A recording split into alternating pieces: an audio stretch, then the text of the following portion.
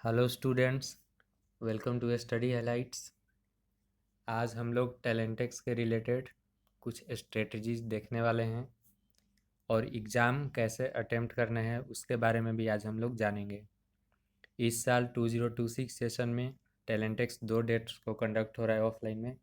पहला 5 अक्टूबर और दूसरा 12 अक्टूबर को। यानी परसों 5 अक्टूबर है और कल 4 अक्टूबर का आपको क्या क्या करना है। और जिन बच्चों का 12 अक्टूबर को है उनके लिए भी एक इम्पोर्टेंट वीडियो है।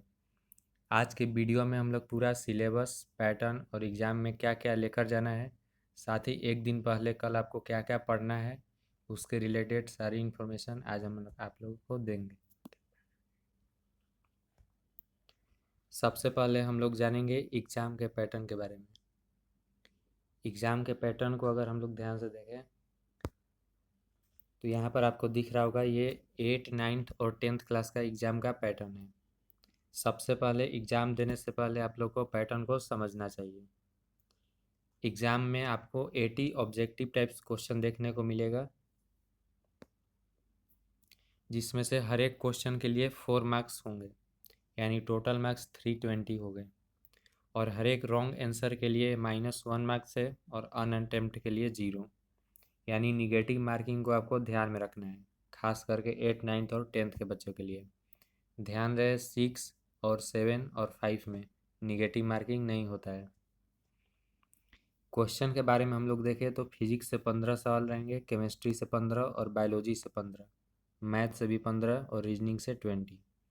यानी रीजनिंग को हम लोग देखें तो यहाँ से आपका टोटल 80 मार्क्स का सवाल हो जाएगा। यानी 8, 9th और 10th क्लास के बच्चों के लिए सबसे स्कोरिंग सब्जेक्ट रीजनिंग रहेगा। यदि हम लोग 8, 9, 10th का बात करें तो एग्ज़ाम के ट्रेंड को देखते हुए हमने पूरे पेपर को एनालाइज किया और हमें मालूम चला कि जो फिजिक्स और केमिस्ट्री और बायोलॉजी का है, इसके लिए आपको सिर्फ एनसीईआरटी पढ़ना है और जो एनसीईआरटी का एग्जाम्पलर है वो पढ़ना है। मैथ के लिए जो है, इसके लिए आपको ओलंपियाड लेवल का सवाल बनाना पड़ता है। लेकिन क्योंकि आपके पास अब टाइम कम है तो केमिस्ट्री और बायोलॉजी में शॉर्ट रिवीजन करना है, फिजिक्स में भी शॉर्ट रिवीजन करना है, जो फार्मूला इंपॉर्टेंट है उसको देखना है। रीजनिंग में तो आप लोगों ने बना ही लिया होगा। बाकी अगर हम लोग इधर देखें तो टाइम को ध्यान में रखते हुए हम लोग को पेपर को अटेम्प्ट करना है। आपके पास क्योंकि लिमिटेड टाइम होता है, ओनली 2 आवर्स, तो इसमें हम लोग को थोड़ा सा ध्यान रखना होगा कि हमें पेपर को अटेम्प्ट कैसे करना है। हमने देखा है कि केमिस्ट्री और बायोलॉजी का जो क्वेश्चन होता है वो बहुत ही इजी होता है। यानी इसमें आपको 30 क्वेश्चन जो देखने को मिल रहे हैं यहाँ पर, इसके लिए आपको maximum to maximum 40 minutes time use करना है। 40 मिनट में नॉर्मली ये हो जाता है। फिजिक्स में थोड़ा सा टाइम लग सकता है क्योंकि इसका क्वेश्चन लगभग 11th क्लास के फाउंडेशन से मैच करता है। तो यदि आपका 11th क्लास लेवल तक का फाउंडेशन स्ट्रॉन्ग है तो आप फिजिक्स का सवाल जल्दी बना सकते हैं। फिजिक्स में मैक्सिमम आपको 20 मिनट्स देना है। ध्यान रहे टैलेंटेक्स में सबसे टाइम जिसमें कंज्यूम होता है वो है मैथमेटिक्स। मैथ में सबसे ज़्यादा टाइम लगता है, इसलिए मैथ आपको लास्ट में करना है। और सबसे स्कोरिंग सब्जेक्ट है रीजनिंग, इसको सबसे आपको पहले करना है। ध्यान रहे आपका यदि बायोलॉजी और केमिस्ट्री स्ट्रॉन्ग है तो सबसे पहले आपको बायोलॉजी केमिस्ट्री करना है, उसके बाद आपको रीजनिंग करना है।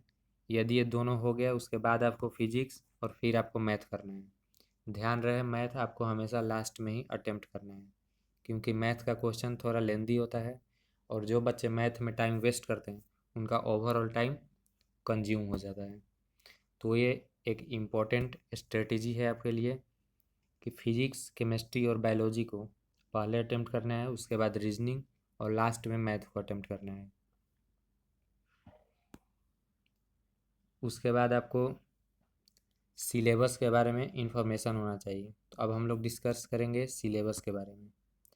ये हमारे पास क्लास 10th का सिलेबस है।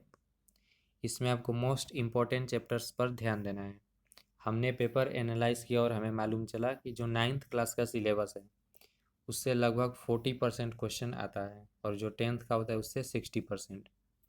तो आपको यहाँ पर ध्यान रखना है कि 9th में जो सबसे मोस्ट इम्पॉर्टेंट चैप्टर है वो है पहला फोर्स, मोशन एंड एनएलएम। उसके बाद है ग्रेविटेशन। साउंड से बहुत ही कम सवाल आता है, तो इस पर आप ज़्यादा ध्यान नहीं देंगे। वर्क एनर्जी पावर से भी बहुत ही बेसिक सवाल आता है। वर्क एनर्जी पावर में सिर्फ आपको काइनेटिक और पोटेंशियल एनर्जी पढ़ के जाना है बस। 10th क्लास की सिलेबस को बात करें तो इससे क्योंकि 60% क्वेश्चन आने वाला है, तो 10th का आप लगभग आप अभी पढ़ाई किए हैं, इसमें आपको सिर्फ रिवीजन करके जाना है। वहीं अगर हम बायोलॉजी का बात करें तो बायोलॉजी में केवल 10th क्लास से सवाल आएगा। ये नोट करने वाली बात है, इससे 9th का सवाल नहीं आता है 10th में। ये 10th क्लास के लिए है। बायोलॉजी में सिर्फ आपका 10th क्लास से सवाल आएगा, 9th का कोई चैप्टर नहीं आएगा। वही केमिस्ट्री की बात करें तो यहाँ पर 2 चैप्टर जो है वो आपका 9th का है और बाकी के 3 चैप्टर क्लास 10th का है। तो 9th में इम्पॉर्टेंट है क्योंकि 9th से लगभग 4 से 5 सवाल आता है और बाकी जो 10th का चैप्टर है उससे लगभग 10 सवाल आता है। बायोलॉजी और केमिस्ट्री के लिए सिर्फ आपको एनसीईआरटी पढ़ना है। बाकी अगर हम लोग मैथ का बात करें तो यहाँ पर आपको ओलंपियाड लेवल तक का मॉड्यूल सॉल्व करना पड़ता है। यदि आपके पास पियर्सन मॉड्यूल है तो आप उसको भी सॉल्व कर सकते हैं। लेकिन अब हम लोग रीजनिंग का बात कर रहे हैं, जो कि मोस्ट इम्पॉर्टेंट एक सिलेबस का पार्ट है जिसका हाई वेटेज है टैलेंटेक्स में। रीजनिंग में अगर आप ध्यान देंगे तो क्लास 8-9 तक हम लोग सिंपल पढ़ते हैं, लेकिन 10th में आने के बाद कुछ चैप्टर ऐड हो जाता है और जो नया चैप्टर ऐड हुआ है उससे ज़्यादा सवाल आपको देखने को मिलेगा। 10th क्लास के बच्चों के लिए कैलेंडर और क्लॉक ये 2 मोस्ट इम्पॉर्टेंट चैप्टर है, इससे आपको हमेशा क्वेश्चन देखने को मिलता है। उसके बाद नंबर रैंकिंग है। उसके बाद आपका हो जाएगा क्यूब। ये 5 चैप्टर जो है इससे आपको लगभग 60% क्वेश्चन देखने को मिलता है। तो यदि आपने ये 5 चैप्टर अच्छे से कर लिया है तो आपके 60% क्वेश्चन बन जाते हैं।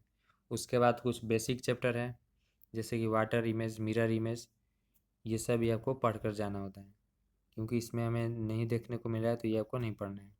उसके अलावा ब्लड रिलेशन से भी कुछ सवाल आता है। तो कुल मिलाकर ये पॉइंट है कि रीजनिंग आपका टोटल सिलेबस कंप्लीट होना चाहिए क्योंकि इससे 80 मार्क्स का क्वेश्चन आता है और ये बात 9th और 10th दोनों क्लास के लिए इक्वल है। अब हम लोग सिलेबस डिस्कस कर रहे हैं 9th क्लास का।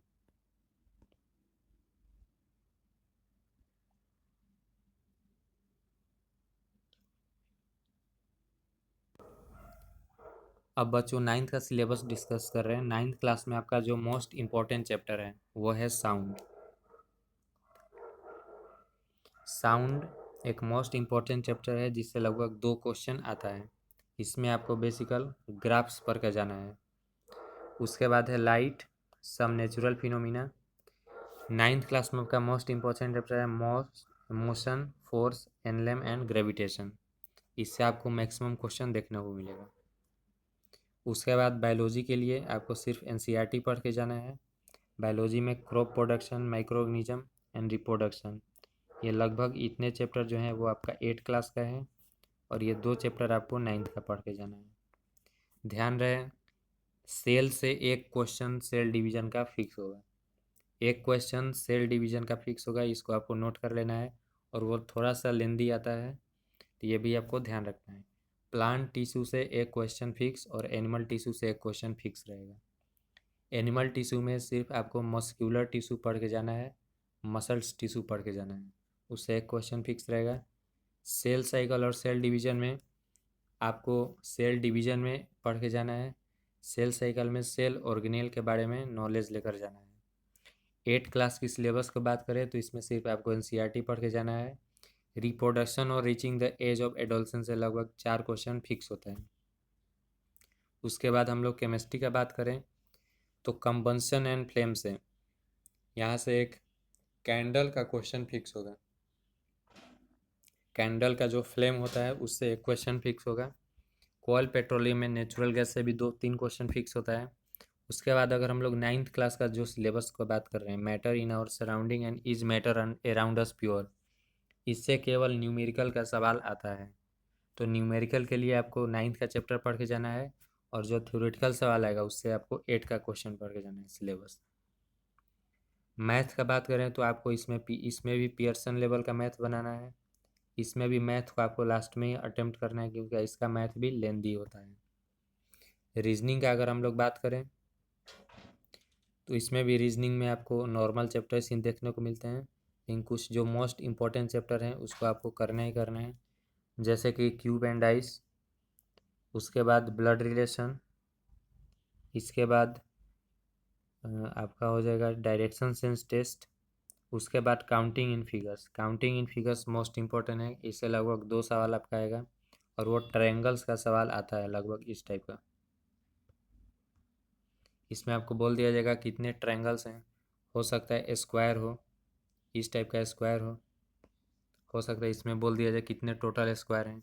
तो काउंटिंग ऑफ फिगर से हमेशा 1 से 2 क्वेश्चन फिक्स रहेगा, तो आपका इसका भी ट्रिक देख के जाना है।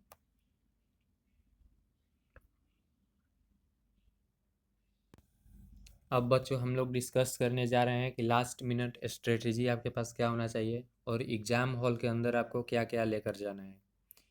पिछले साल की यदि बात करें तो कुछ बच्चों का एडमिट कार्ड नहीं था जिसके कारण वो एग्ज़ाम नहीं दे पाए। तो इस साल आपको ध्यान रखना है कि सबसे पहले आपको एडमिट कार्ड ले लेना है। यदि आपके पास स्कूल का आईडी कार्ड है तो वो भी लेकर जाएं। यदि आपके पास स्कूल का आईडी कार्ड नहीं है तो आधार कार्ड आप अपना ले जा सकते हैं।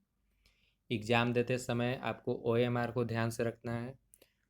टैलेंटेक्स में जो ओएमआर होता है उसको ओआरएस बोला जाता है, ऑप्टिकल रिस्पॉन्स सीट, जिसको आपको ध्यान से भरना है, जिसमें आपका mobile number, father's name, mother's name, address, school name और रोल नंबर। यदि आपका रोल नंबर गलती हुआ तो आपका रिजल्ट नहीं शो होगा। आपको सिर्फ ब्लू या ब्लॉक बॉल पेन से ही भरना है, जेल पेन का यूज़ नहीं करना है। टैलेंटेक्स का एग्ज़ाम जाने से पहले लगभग आधे घंटे पहले सेंटर पर आपको पहुंच जाना है। यदि आप देर से पहुंचेंगे तो आपको ट्रैफिक कारण हो सकता है आपको एंट्री भी ना मिले। तो ये last minute strategy, I hope कि आपको अच्छा लगा होगा। यदि अच्छा लगा तो चैनल को सब्सक्राइब ज़रूर कीजिएगा और आने वाले जो भी बच्चे 12 अक्टूबर को एग्ज़ाम देने वाले हैं उनको भी ये सेम रूल फॉलो करना है। उसके बाद हम लोग आने वाले वीडियो में डिस्कस करेंगे कि आपका स्कॉलरशिप क्या होगा और कितने मार्क्स पर कितने स्कॉलरशिप मिल सकते हैं, उसके बाद एडमिशन प्रोसेस, और आने वाले वीडियो में हम लोग टैलेंटेड से क्वेश्चन पेपर के बारे में भी डिस्कशन करेंगे और कैश रिवॉर्ड के बारे में भी। Thank you.